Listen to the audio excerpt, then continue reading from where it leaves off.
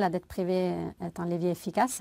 La plupart des projets qui ciblent la transition agroalimentaire, ce sont des projets qui, par définition, ont des temps de réalisation très longs.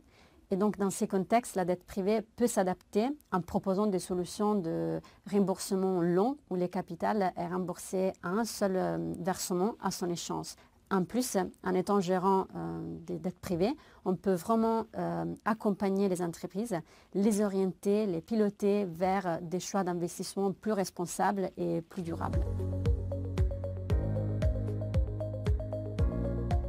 Transition réussie est celle qui arrive à mettre en place une stratégie circulaire qui prend en compte le respect de la biodiversité, de l'environnement, une bonne gestion des ressources qui deviennent de plus en plus rares comme l'eau, mais qui prend en compte aussi la rentabilité, l'emploi et la productivité. Donc dans ces contextes, la technologie est fondamentale et la dette privée peut accélérer ces virages. Récemment, nous avons financé par exemple Miss Cusi, qui est une bicorp dans les secteurs de la restauration du type Diète Méditerranée. Miss Cusi, elle prête beaucoup d'attention à la traçabilité, à la qualité de ses produits. Chaque année, elle fait une due diligence sur ses fournisseurs, ses producteurs, pour effectivement s'assurer d'avoir cette filière courte, contrôlée et de qualité. Elle fait aussi beaucoup d'attention au bien-être des employés en offrant par exemple une académie de formation interne et un plan de stock option.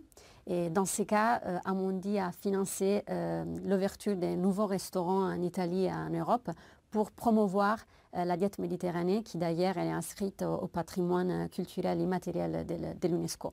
Un autre exemple, un style différent, est Cantina Orsonia, qui est une coopérative des Abruzzes qui produit du vin principalement biologique et biodynamique. Donc en utilisant ces techniques de cultivation, elle assure vraiment le respect de la biodiversité et de l'environnement en utilisant par exemple que des engrais naturels. Dans ces cas-là, Amundi a financé Cantina Orsonia pour la mise en bouteille du vin et pour l'agrandissement du site de production. En plus, en étant une coopérative, elle assure aussi une bonne rémunération à tous les producteurs. Donc ça peut être un bon exemple aussi.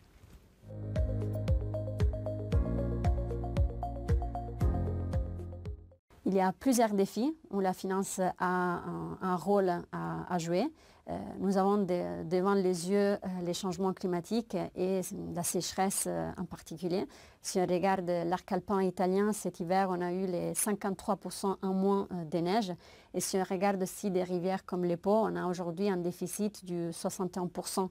Donc il faut vraiment que la finance aide les entreprises à mettre en place des solutions efficaces pour la gestion des ressources comme l'eau. Et un autre défi, c'est la sécurité alimentaire. On a mentionné ça avec Miss Cusi, donc s'assurer une filière de production courte pour réduire au maximum les émissions de CO2 qui causent aussi les changements climatiques.